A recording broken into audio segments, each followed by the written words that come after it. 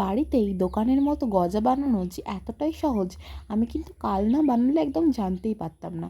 আমি কিছুদিন আগে একটা ভিডিওতে দেখেছিলাম এই গজা বানানো, সেখান থেকে আমি কিন্তু ট্রাই করেছি। তো এই গজা বানানোর জন্য আমি প্রথমেই নিয়ে নিয়েছি ময়দা। ওই প্রায় 3 কাপ মতো আমি ময়দা নিয়েছি এখানে। আচ্ছা, এরপরেই ময়দাটার মধ্যে আমি অ্যাড করব অল্প পরিমাণ একটু জোয়ান, আর তারপর অ্যাড করেছি আমি ওর মধ্যে কালো জিরে, আর একটু বেকিং সোডা অ্যাড করেছি, আপনারা বেকিং পাউডারও দিতে পারেন। দিয়ে এই শুকনো জিনিসগুলোকে প্রথমে ভালোভাবে আমি মিক্স করে নেব। এরপর ওর মধ্যে আমি ময়াম দেবো। ময়ামের জন্য আমি ঘি ইউজ করেছি, বাট আপনারা চাইলে কিন্তু সাদা তেল বা ডালডা দুটো ইউজ করতে পারেন। বাট ঘিটা কিন্তু ময়াম দিলে সব থেকে বেস্ট হয়। ভালোভাবে একদম চারিদিকে ছাড়িয়ে ঘিটাকে আপনারা কিন্তু মেখে নেবেন। আপনারা চাইলে কিন্তু ঘিটাকে গলিয়েও নিতে পারেন। এই যে ভালোভাবে হাতের সাহায্যে মথে মথে আমি কিন্তু ময়ামটা দিয়ে দিচ্ছি।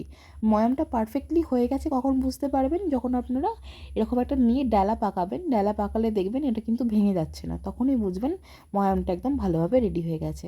এবার হালকা একটু গরম জল দিয়ে একটা শক্ত ডো আমি বানিয়ে নেব। একদম আমরা যে রেগুলার রুটি বা পরোটা খাওয়ার জন্য যে ডোটা বানাই, তার থেকে কিন্তু হালকা একটু শক্ত হবে। এবার এটাকে আমি বেলবো। এটা বেলার জন্যও কিন্তু আলাদা একটা ট্রিক্স আছে। এটা কিন্তু পার্ট বাই পার্ট হয়, যাতে লেয়ারটা, গজার যে লেয়ারটা যাতে ভালোভাবে বোঝা যায়।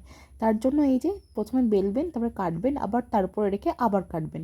এই প্রসেসটা কিন্তু 3 থেকে 4 বার আপনি রিপিট করবেন। আপনি যতটা খাস্তা বা যতটা লেয়ার চাইবেন গজাতে, ততবার রিপিট করতে পারেন। অনেকে তো রিপিট না করেও করে, এমনি নর্মাল বেলে কিন্তু ভেজে দেয়, তাতেও কিন্তু কোনো ডিফারেন্স হয় না। বাট ওতে কিন্তু লেয়ারিংটা ভালো হয় এরকমভাবে করলে। তো এই যে আমি মোটামুটি 3-4 বার রিপিট করেছি, দিয়ে ভালোভাবে ফ্ল্যাট করে বেলে নিচ্ছি। মোটামুটি প্রায় 1.5 ইঞ্চি মতো আমি পুরো রেখেছি। আর একটু ছোটো ছোটো করেই কাটছি, কারণ এটা আবার তেলে দিলে এর সাইজটা কিন্তু ডাবল হয়ে যাবে। সেক্ষেত্রে কিন্তু অনেকটা বড় হয়ে গেলে রসটা একটু কম ঢোকার সম্ভাবনা থাকে। তাই একটু ছোটো ছোটো করেই কেটে নিয়েছি আমি। কেটে এগুলোকে আলাদা জায়গায় আমি সেপারেট করে কিন্তু রেখে দেবো। এই যে দেখুন আমার পুরো কাটা হয়ে গেছে। এবার আমি তেলটা গরম করতে বসাবো। তেলটার ক্ষেত্রে আমি নিয়েছি এখানে রিফাইন তেল। রিফাইন তেলটা একদম লো আছে, একদম লো করে রাখবো। তারপর ওর মধ্যে এক টুকরো গজা আমি অ্যাড করব ছোট্ট। দেখবো ওখান থেকে বুদবুদ বেরোচ্ছে। কেন বুদবুদ বের হচ্ছে মানে তেলটা কিন্তু একদম রেডি হয়ে গেছে। এবার আমি গজাগুলো এখানে অ্যাড করে দেবো। হালকা আঁচে 2 পিঠ ভালোভাবে ভেজে নেব।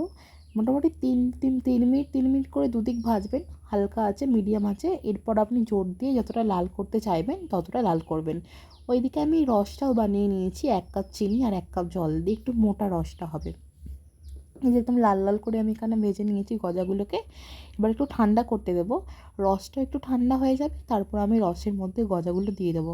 1 মিনিট মতো রাখলে আবার সেকেন্ড পিঠটা আমি উল্টে আর অপর পিঠটাও 1 মিনিট মতো রাখবো। দিলে একদম গজা রেডি হয়ে যাবে। দেখুন একদম একদম বাইরে থেকে খাস্তা হয়েছে, কিন্তু ভেতর থেকে কিন্তু প্রপারলি রসটা ঢুকেছে। তো এই যে রেডি হয়ে গেল গজা। ভালো লাগলে একটি লাইক করবেন। ধন্যবাদ।